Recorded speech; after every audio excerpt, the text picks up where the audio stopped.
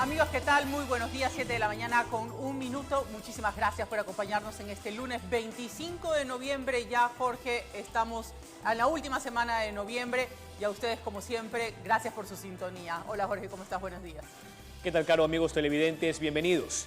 Debido al incremento en los caudales que alimentan a las centrales hidroeléctricas, el Ministerio de Energía y Minas anunció la disminución de los cortes de luz. Estos cortes pasaron de 8 a 7 horas desde hoy, lunes 25 de noviembre. Conozca los nuevos horarios publicados por CNE. La nueva programación de racionamiento será de 6 a 7 horas a nivel nacional. Esto tras el monitoreo constante de las condiciones hidrológicas en las zonas donde operan las centrales hidroeléctricas, donde se ha registrado un incremento en los caudales que abastecen estas infraestructuras. Así lo informó el Ministerio de Energía y Minas mediante un comunicado oficial el pasado viernes 22 de noviembre. Es por ello que dio a conocer que los cronogramas de suspensión eléctrica para el periodo comprendido entre el lunes 25 al jueves 28 de noviembre se ajustarán, realizando una reducción en los horarios de racionamiento a nivel nacional. Por su parte, CNEL dio a conocer los nuevos horarios. En Guayaquil, por ejemplo, el 25 de noviembre habrá cortes de 8 de la mañana al mediodía y de 5 de la tarde a 8 de la noche en los sectores de Urdenor, Sauces, Alborada, Garzota, Ciudadela Simón Bolívar, Mucholote, Las Orquídeas, Bastión Popular, Pascuales hasta la Vía Daule, Parque Samanes, entre otros, de 11 de la mañana a 3 de la tarde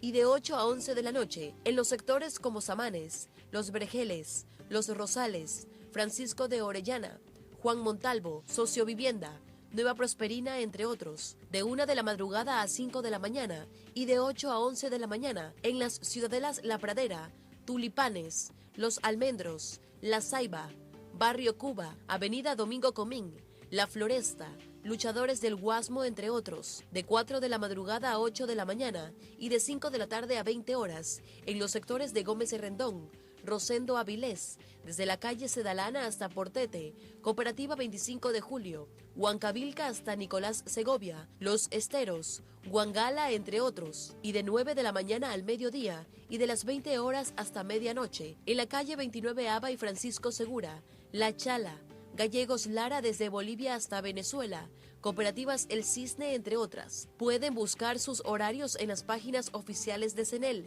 informó Amy Moreno.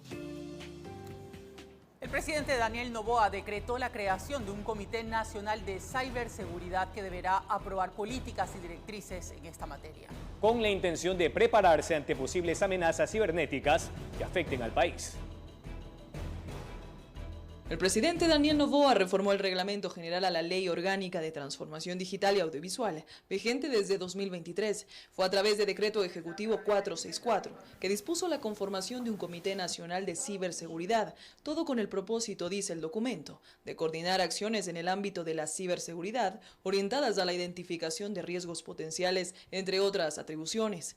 Además, determinó a los 7 delegados de distintas instituciones que conformarán este comité. A la cabeza estará la entidad rectora de Telecomunicaciones y de la Sociedad de la Información. Como vicepresidente se encargará un titular de Defensa Nacional. La Secretaría General de la Administración Pública y Gabinete actuará en representación del presidente de la República. También estarán delegados de Seguridad Interna, Inteligencia Estratégica, entre otros. El comité tiene varias atribuciones, entre ellas emitir políticas, lineamientos en materia de ciberseguridad, conocer y aprobar el plan estratégico y aprobar la política nacional en esta materia, entre otras cosas. Y finalmente, este comité se debe preparar para casos de emergencia, como amenazas inminentes o incidentes que puedan o intenten comprometer la ciberseguridad del país, informó Mía Sabeli Carrera.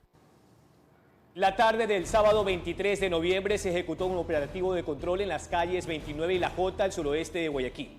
Estos controles son realizados para mantener el orden público y prevenir que actos delictivos se cometan en el distrito. Los servidores policiales efectuaron allanamientos en algunos domicilios y solicitaron documentos a los conductores de motos y tricimotos. La policía anunció que continuará realizando estos operativos con el objetivo de combatir a la delincuencia.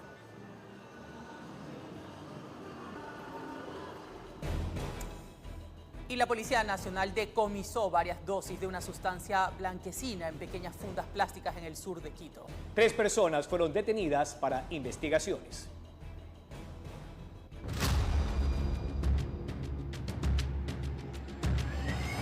Las evidencias, estas pequeñas fundas. Es droga que estaba en poder de estos 3 sujetos, sospechosos de microtráfico, 2 mujeres y un hombre. Fueron encontrados en Turubamba, al sur de Quito, en delito flagrante. Los uniformados los aprendieron en medio de un operativo y decomisaron la sustancia. Encontrados con 107 paquetes de sustancias sujetas a fiscalización, 6 terminales móviles, 3 radios de comunicación y dinero en efectivo. Los gendarmes investigan si es que los mencionados ciudadanos tienen antecedentes penales y la gran interrogante es saber quién les proveía la droga. Las terminales móviles serán analizadas para determinar si pertenecen o no a alguna organización delictiva. Aún no se ha determinado durante cuánto tiempo estaban operando en ese punto de la ciudad y con quiénes más. Las indagaciones avanzan. Informó Marilyn Jaramillo. Tras un siniestro de tránsito, un tanquero explotó y se produjo un incendio forestal en Quito. Producto de esta explosión, una persona falleció y 3 resultaron heridas. Primera vez que pasa esto, pero como dicen aquí que es la calle de la muerte.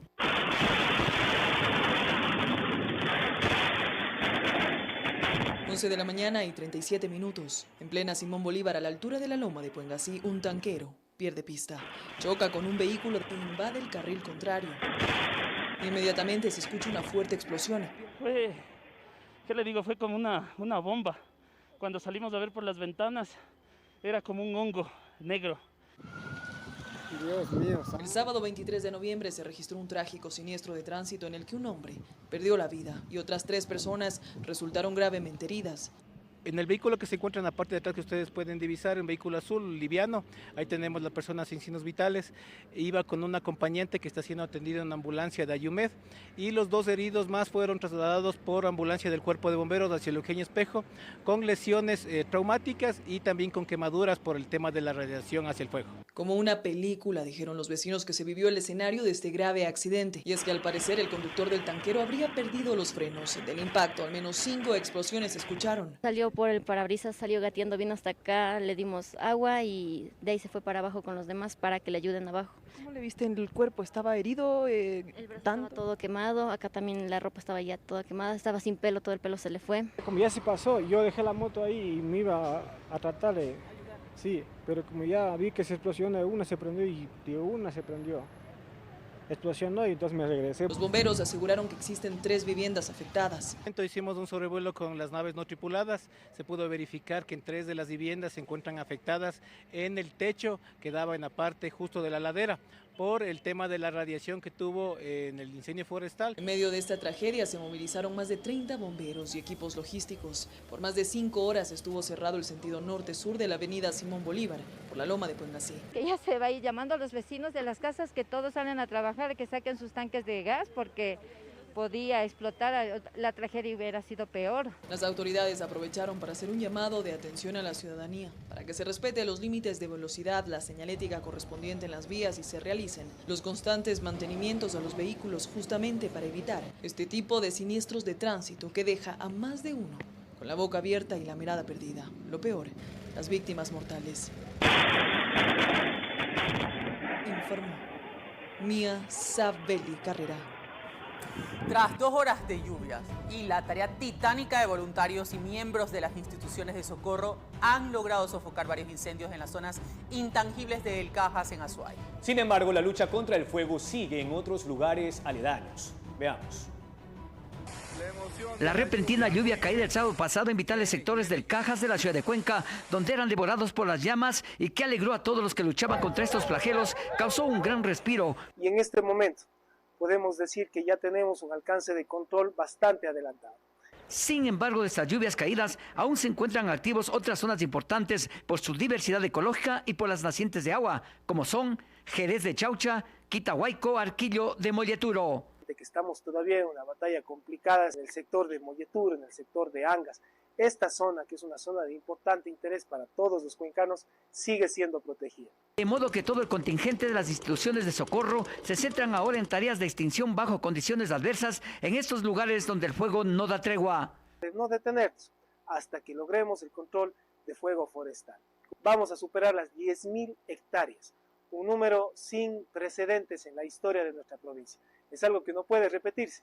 Caso contrario, estamos atentando a nuestra sobrevida como especie. Desde la ciudad de Cuenca, informó Francisco Ramírez. Bien, vamos con más noticias. La Asamblea Nacional aprobó la Ley de Fomento y Protección de la Lactancia Materna. Así es, vamos a revisar esa información.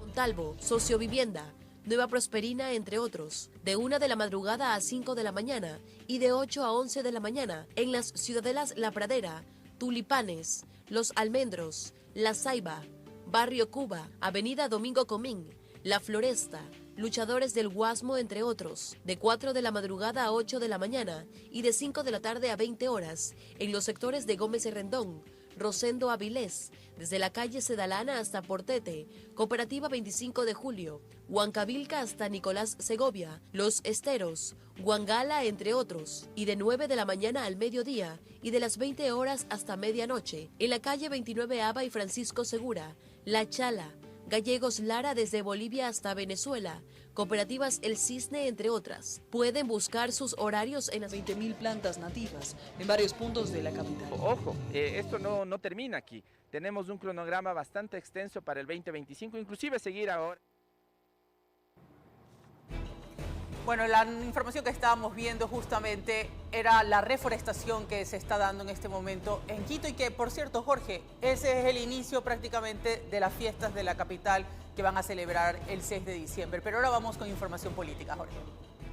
Así es, vamos con la siguiente noticia. La Asamblea Nacional aprobó la Ley de Fomento y Protección de la Lactancia Materna. Dentro de esta norma se regula el uso de fórmulas de leche materna para que solo sean expedidas con receta médica. Las fórmulas de leche materna deberán ser vendidas única y exclusivamente bajo prescripción médica.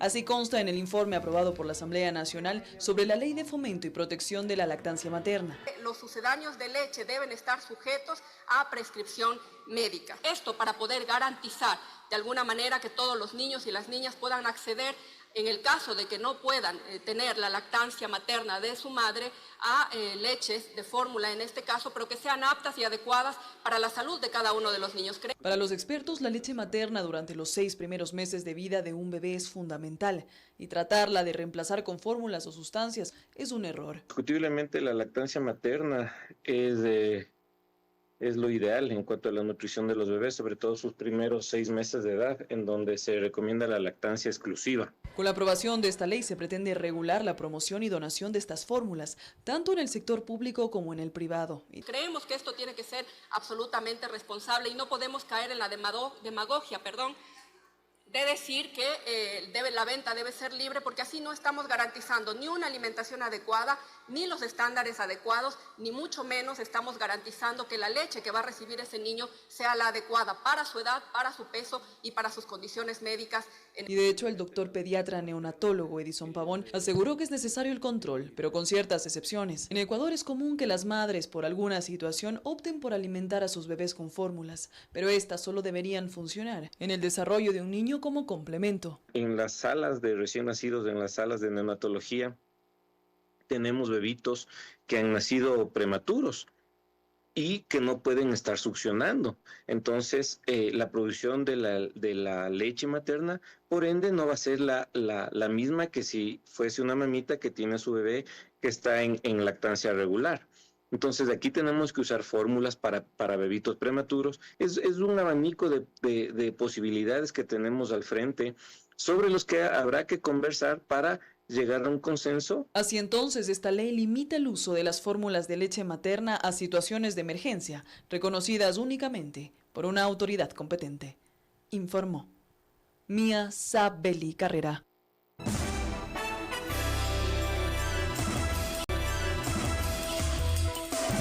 7 de la mañana con 27 minutos, amigos, estamos de regreso y para contarles que el centro de Guayaquil este sábado se llenó en oración por la conmemoración de los 150 años de consagración del Ecuador al Sagrado Corazón de Jesús. Cientos de devotos católicos participaron en esta misa. Para conmemorar los 150 años de consagración del Ecuador al Sagrado Corazón de Jesús, este sábado 23 de noviembre se llevó a cabo la Santa Misa en la avenida Machala, al centro de Guayaquil. Desde los adultos hasta los más jóvenes, en la caminata expresaban su fe en Dios y fueron partícipes de la consagración. Un pueblo católico realmente que se ha volcado a las calles para expresar su fe, para contar que el amor de Dios, el amor de Jesús ha cambiado sus vidas. Y qué mejor hacerlo ahora al concluir este año dedicado a la renovación de la consagración de Ecuador al corazón de Jesús. Y qué bueno ahora ver pues tantos rostros de hermosos, de niños, de jóvenes, de familias congregadas, como dice el lema, en un solo corazón. El pueblo católico se encaminaba a orar para que la paz vuelva al Ecuador. Pero decía que Guayaquil es prácticamente como si fuera la capital espiritual. ¿Por qué? Decía, ¿por qué? Porque aquí la fe se vive de una manera libre, espontánea, sin prejuicios, sin complejos. Y es verdad, o sea, un pueblo que no tiene miedo al qué dirán. Por nuestro país, nuestro Ecuador, necesita de mucha paz y de que todos nos unamos. Aquí no hay bandera, no hay religión, no hay política, pero confiamos mucho en Dios, en su infinita misericordia y en el Sagrado Corazón de Jesús. Lo que queremos es paz y darle gracias a Dios que los 150 años de la consagración a nuestro país, que estamos bendecidos. Con este acto de fe también se dio la oportunidad que los católicos acompañen y recen junto al arzobispo de la ciudad en su última aparición pública antes de su viaje a Roma, donde recibirá oficialmente el título como cardenal de la Iglesia. Esto no es un honor, no es un reconocimiento a mérito alguno. Es un servicio que el Señor en su infinita bondad y misericordia me ha confiado. Por eso yo lo recibo con mucha humildad y con ese cariño que esta mañana lo he experimentado, ¿no? El cariño del pueblo de Guayaquil. Yo creo que ha sido uno de los que más ha estado cerca del pueblo, sinceramente. Y muy orgullosa de él, orgullosa sobre todo de que tengamos un cardenal ecuatoriano. Qué lindo, imagínense. Informó Amy Moreno.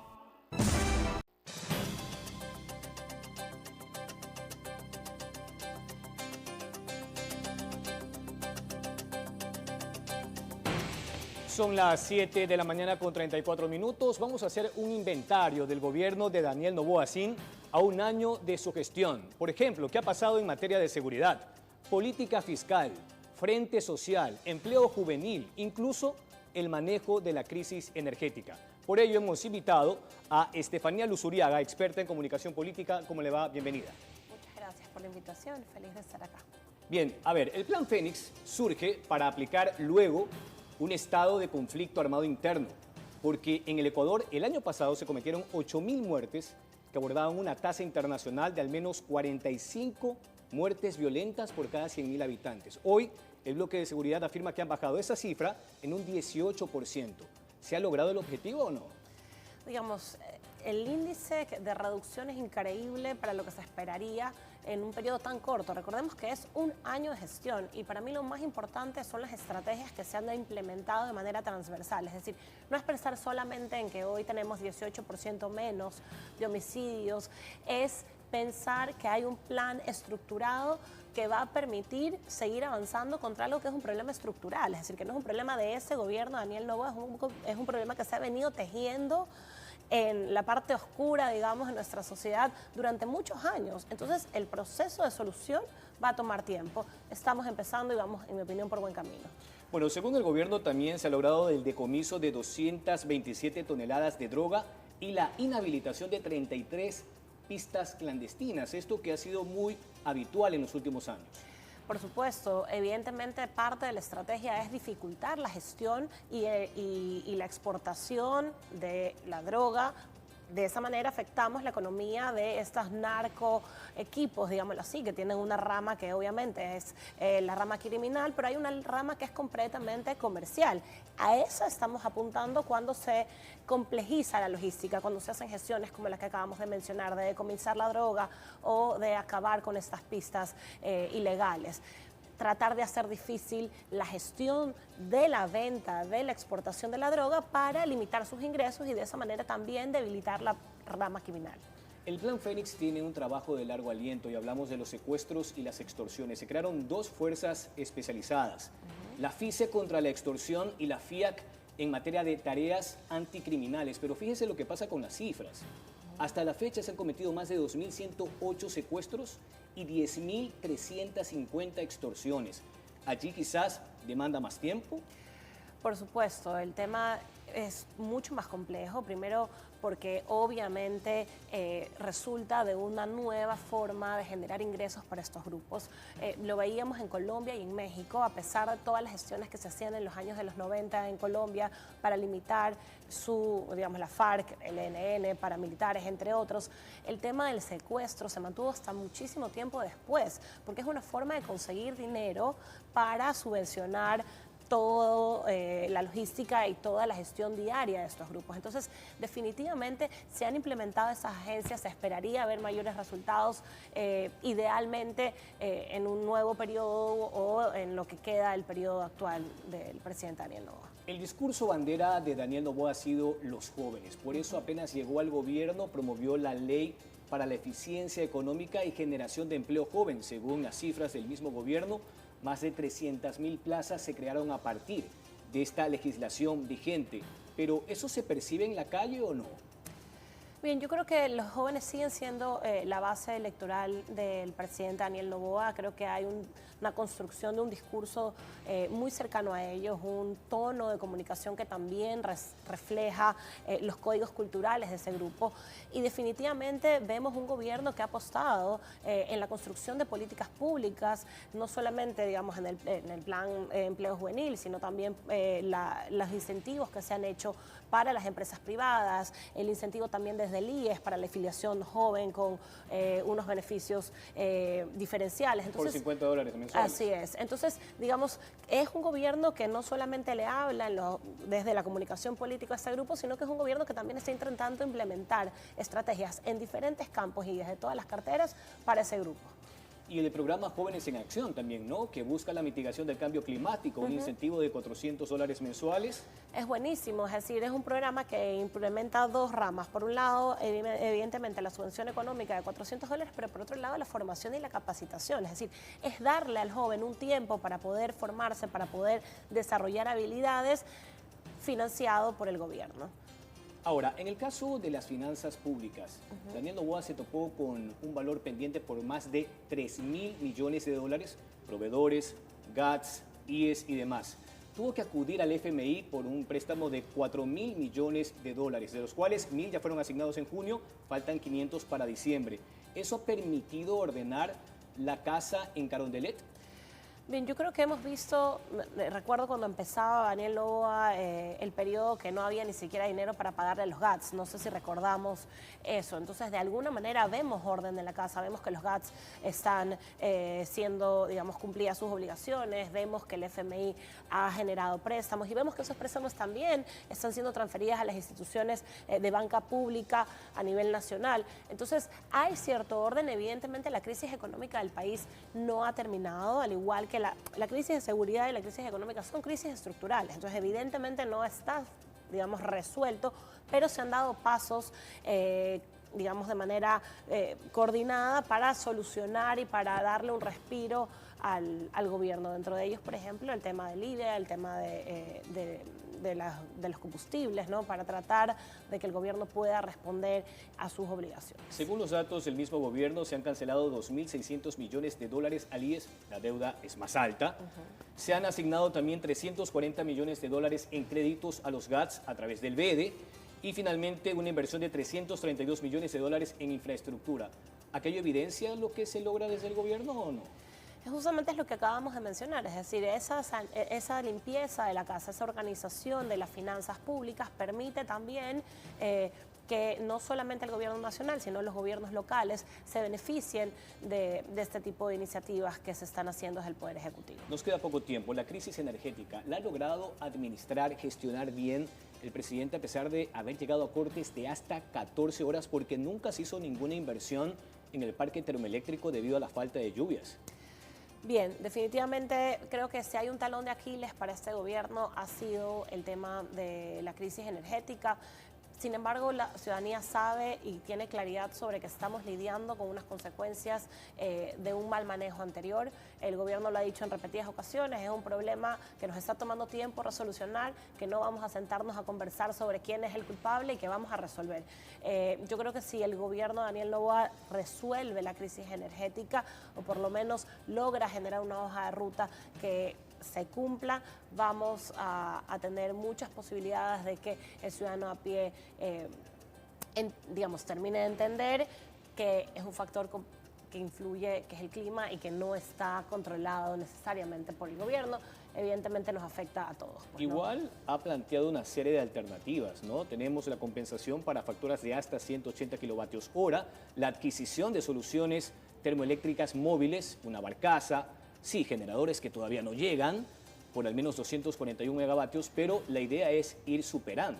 Así es, lo que pasa es que todas estas gestiones toman tiempo, es decir, el sector público tiene sus tiempos, la contratación pública tiene sus tiempos, la llegada de este tipo de barcazas, generadores, la compra ahora a Colombia que se logró resolver, es decir, son gestiones que tienen unos tiempos porque el sector público evidentemente tiene procesos diferentes al sector privado. Sin embargo, creo que algo que ha sido clave es que este gobierno ha sido capaz de decir tenemos que diversificar, tenemos que hacer una inversión a largo plazo. Energías limpias. Así es, tenemos que hablar de energías limpias. Entonces hay un cambio, ¿no? Y responde también a la promesa de gobierno. Hay que cambiar. ¿Qué hay que cambiar? Hay que cambiar la dependencia energética a las hidroeléctricas y hay que diversificarnos. Eso nos va a tomar un tiempo, pero cuando lo logremos vamos a dejar de tener estas crisis y no vamos a estar todos los años pensando en llueve o no llueve.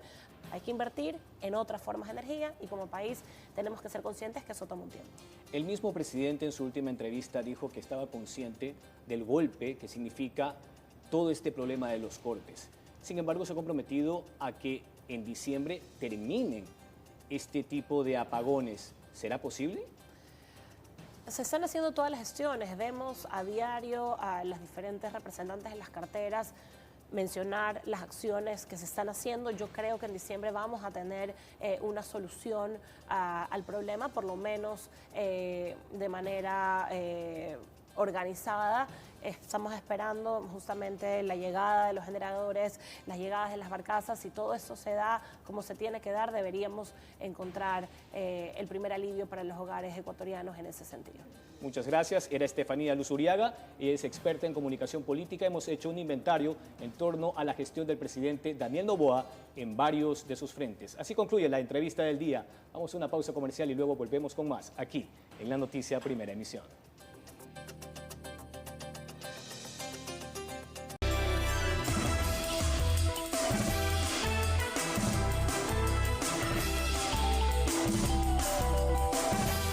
Amigos, estamos de regreso, 7:49 de la mañana y momento de ir directamente hasta las calles donde está nuestra compañera Carolina Pimentel. Carolina está en los exteriores del recinto penitenciario acá en la ciudad de Guayaquil porque, Caro, el fin de semana 8 presos se fugaron justamente de esta cárcel que se supone que es de máxima seguridad.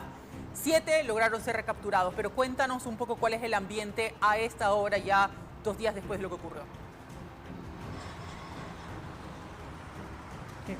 Caro, ¿cómo estás? Buenos días. Así es. De hecho, tenemos información nueva, información de la policía y de la Fiscalía del Ecuador. Conocemos que realmente son 6 reos que intentaron escapar y 5 de ellos han sido recapturados. También conocemos que hay un guía penitenciario que fue aprehendido este fin de semana y que también fue trasladado a la Fiscalía pues para que sea procesado por el delito de evasión. Esto se da solo 10 días después de que en la cárcel de Guayaquil, en la penitenciaría, pues se registrara una masacre que dejó al menos 17 privados de la libertad sin vida. Caro, tú tienes una pregunta para mí, te escucho. Sí, yo quisiera que tú un poco puedas explicarnos, esta información es importante la que acabas de dar. No son 8 los presos que se escaparon, sino en realidad fueron 6 y han sido recapturados 5. Y mira tú cómo la información no se tiene tan concretamente, a pesar de que la información que habíamos dado antes es información oficial entregada por el SNAI el día sábado cuando ocurrió todo esto. Pero Caro, yo quiero que tú puedas un poco contarnos, porque hablan de intento de fuga, pero a ver, ¿hasta dónde en realidad se lograron fugar estas personas? salieron del recinto penitenciario? ¿Lograron hacerlo? ¿O es que cuando estaban en ese intento de hacerlo, es que las autoridades los capturaron? Claro, te explico más o menos cómo ocurrió esto, pues según los reportes de inteligencia a los que hemos tenido acceso. Mira, a las 5:15 del sábado, quienes están en las garitas altas de la cárcel pudieron ver algunas sombras justamente en los techos del pabellón 4, de la Torre 2. Desde la Torre 2 se alertó que se veía algunas sombras en los techos, inmediatamente se avisó y a las 5:30 empezó un operativo policial. Llegaron patrulleros del distrito Pascuales a los exteriores de la cárcel.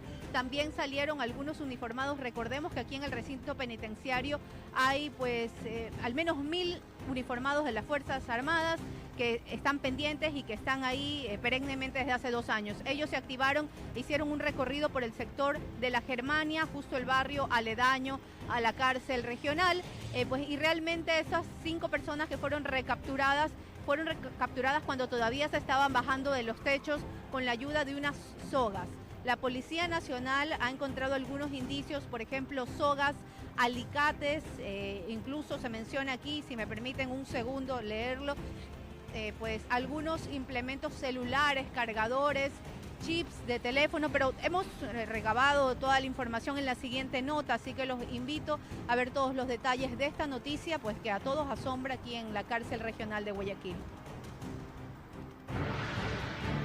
Un fuerte despliegue policial y militar se observó la mañana de este sábado 23 de noviembre en los exteriores del Centro de Rehabilitación Social Guayas número 4. Eran 8 personas privadas de la libertad que en la madrugada evadieron los filtros de seguridad del centro, pero de forma inmediata la Policía Nacional activó los protocolos y se logró la captura de 7 de ellos, pero a uno lo seguían buscando entre los montes y las rejas. Desafortunadamente, por la falta de mantenimiento de esa zona, a los uniformados se les complicaba la búsqueda del interno faltante. La persona privada de la libertad que se fugó responde a los nombres de Carlos Alfredo Mendoza Mosquera, de nacionalidad ecuatoriana, y que presenta varios procesos judiciales por asesinato en el año 2021 y 2022. Por su parte, las autoridades del SNAI no han dado declaraciones a la prensa. Sin embargo, informaron mediante los grupos oficiales que se está realizando operativos de búsqueda para la recaptura del PPL, asimismo que presentarán la respectiva denuncia ante la Fiscalía Provincial del Guayas, a fin de que se investigue el hecho y se sancione las personas vinculadas en esta fuga. Informó Amy Moreno.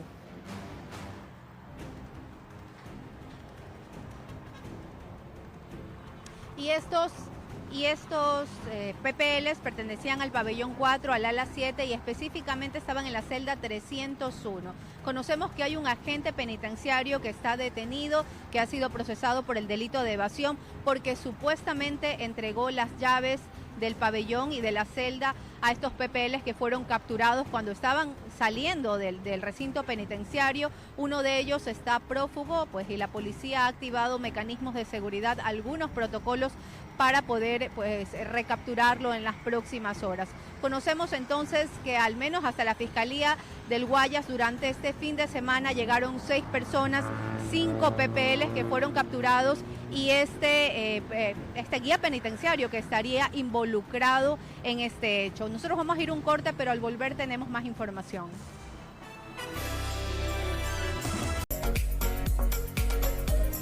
Antes de concluir el pensamiento del día, mucha atención, el fracaso no es más que una oportunidad de volver a empezar, esta vez de un modo más inteligente. Caro y amigos televidentes, el éxito no se mide por el número de conquistas, sino por las veces que te has levantado de cada fracaso.